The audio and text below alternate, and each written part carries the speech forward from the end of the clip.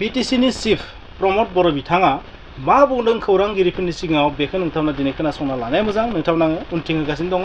बिथाङा मा बुंदों? बिथाङा एनडिएफबिफोरनि माखासे जेंनाखौ लानानै माखासे बाथ्रा बुंदों। बेसेबां जों एनडिएफबिफोरा मा मोननांगौ दङ आरो एनडिएफबि बिथांमोननि जेसेबां जि केस दङ, जेंना जेंसि दङ, बैखौ जेसेबां हायो थाबैनो माने सल्भ खालामनो थांगासिनो दङ। मुख्यमन्त्रि बिथाङाबो हिमन्त बिश्व शर्मा बिथाङाबो खोथा होदोंनो बेबायदि बिथाङा फोरमायदों खौरांगिरिफोरनि सिगाङाव। जोबोद थाबैनो बे जानुवारि दानफोरालागै माने मा जागोन बे सल्भ जानायनि चान्स दङ बेबायदि बिथाङा बुंदों। स' बिथांनि बुंनायाव बेसेबां सैथोथि दङ ना गैया बेखौ जों बुंनो हाया दा, नाथाय बिथाङा बुंदों जानुवारिहालागै माखासे जेंनाया सल्भ जागोन। जेलाव थानाय एनडिएफबिफोरनि जि केस बेयो बेसेबां सल्भ जागोन ना जाया, नेक्स्ट जि बोसोर 2025 मायथाइयाव बिसोरनि जेंनाया जोबगोन ना जोबा बेखौथ' जों समजों लोगोसे मिथिलांगोन बा समजों लोगोसे नुलांगोन।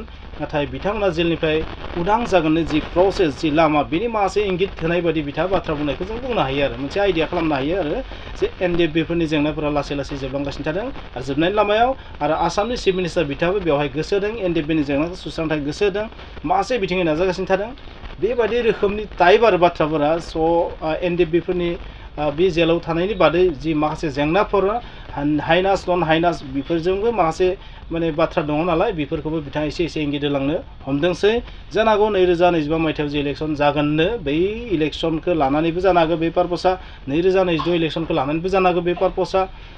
जेन जागोन नोंथांमोना खोनासंना लानाया मोजां बिथाङा खौरांगिरिफोरनि सिगाङाव मा बुंदों आरो बेनिफ्राय नोंथांमोना बेसेबांखिनि आइडिया खालामनो हायो, बुजिनो हायो, बेखौबो नोंथांमोना बिजिरनानै नायदो।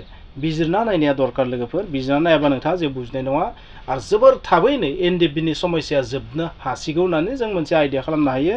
मानोना एनडिएफबिनि जेंनाया जोबोर गिदिर पलिटिकेल इस्यु जानानै थांगासिनो दङ बा इस्यु जागासिनो दङ। बेखौ लानानै बयबो गाव गावनि पलिटिक्सखौ स्ट्रं खालामनो नाजानायखौ जों नुनो मोनदों। नाथाय बेनि जि माइलेज, पलिटिकेल जि माइलेज, बेखौ सोर लानो हागोन बे जेंनाखौ बाहायनानै बेखौथ' जों बुंनो हाया।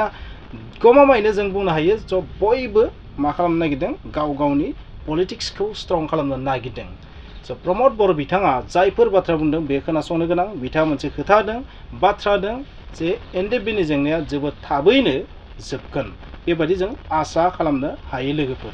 नोंथांमोना खोनासंथार, बिथाङा मा बुंनो नाजादों बेखौ खोनासंबासो नोंथांमोना बुजिगोन आरो नोंथांमोना फोथायनाय लाखिनांगोन। बिथाङा पावाराव दङ, स' पावाराव थानाय मानसिनि बाथ्राखौ जों जेब्लासिम पावारा जोबा अब्लासिम जों मानिनांगोन, फोथायनांगोन।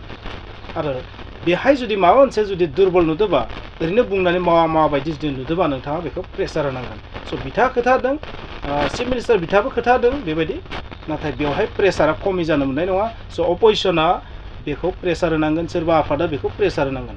अब्ला बेयाव माखासे प्रेसार आरो बिसोरनि जि कमिटमेन्ट बेजों लोगो नांनानै जेंनाया सल्भ जागोन। नोंथांमोना कमेन्ट्सआव लिरबानो जाबाय लास्टआव बिथांनि बुंनायनिफ्राय नोंथांमोना मा बुजिनाय, मा बिथाङा रियेलखौ बुंदो ना नंखायखौ बुंदो। नोंथांमोना जाबायदि कमेन्ट्स लिरगोन बे कमेन्ट्सआ निस्सय बेसेन गोनां जागोन होननानै आं सानो। जेसेबां हायो शेयार खालाम, बिथांनि बुंनाय खोनासंहो, मानसिफ्रा फोथायना फोथाया। नेक्स्ट जुदि इलेक्सन जानो थांगासिनो दं, बै इलेक्सनाव बिथांखौ देरहानाय हामगोन ना हाग्रामा महिलारिखौ देरहानाय हामगोन बेखौबो नोंथांमोना बेनिफ्राय आइडिया खालामनो सोलों। स' 4 बोसोराव नोंथांमोना मा नुनो मोनखो बेखौबो नोंथांमोना एसे आइडिया खालामबानो जाबाय आरो। नोंथांमोनाथ' रायनो हायो, नाथाय पजिटिभ कमेन्ट्स लिरनोबो सोलोंनांगौ लोगोफोर। रायनायजोंल' गासैबो जेंनाया सल्भ जाया। खोनासंनानै लादो। এনডিএফবি রিহেবিলিটেশন আমার 600-ৰ অলপ মানে বেছি ৰৈ আছে। সেইখিনি কাৰণে মুখ্যমন্ত্ৰী ডাঙৰীয়াই ইতিমধ্যে এপ্ৰুভেল দিছে। আমি আশা ৰাখিছোঁ 27 জানুৱাৰীৰ ভিতৰত তেখেতসকলক দিব পাৰিম। আৰু শ্বহীদসকলৰ ক্ষেত্ৰত আমাৰ এপচুৰ শ্বহীদ, এনডিএফবিৰ শ্বহীদ, বিএলটিৰ শ্বহীদ, যিবিলাক শ্বহীদৰ ক্ষেত্ৰতো আমি অসম চৰকাৰৰ লগত কথা পাতি আছোঁ। আৰু মুখ্যমন্ত্ৰী ডাঙৰীয়া বহুত পজিটিভ, কিন্তু কিছুমান আমাৰ আগৰ এপ্ৰুভ হোৱা লিষ্টবিলাকত কিছুমান কেৰুণ আছিলে, এইবিলাক পুনৰ আজি ৰিভিউ কৰা, চিন্তা চৰ্চা কৰা চলি আছে। গতিকে এই কামটোতো সফল হ'ম বুলি মই আশা ৰাখিছোঁ। কেছৰ কাৰণে ইতিমধ্যে আমাৰ চৰকাৰৰ পৰা NIAক লিখা হৈছে বা ভাৰত চৰকাৰক, যাতে যিবিলাক কেছ কনভিক্টেড নহয় বা হাইনেছ ক্ৰাইমৰ ভিতৰত যিবিলাক অলপমান উইথড্ৰ কৰিব পৰা নেচাৰৰ কেছ আছে, এইবিলাক চব ৰিটাৰ্ণ কৰিবৰ কাৰণে ইতিমধ্যে মুখ্যমন্ত্ৰী ডাঙৰীয়াৰ নিৰ্দেশত কেন্দ্ৰ চৰকাৰৰ লিখা হৈছে। আৰু ইয়াৰ কাৰণে কেন্দ্ৰ চৰকাৰে বিবেচনা কৰি আছে। মই শেহতীয়া মানে কেইদিনমান আগতে গৃহমন্ত্ৰী ডাঙৰীয়াক লগ কৰিছোঁ, গৃহ সচিব ডাঙৰীয়াক লগ কৰিছোঁ।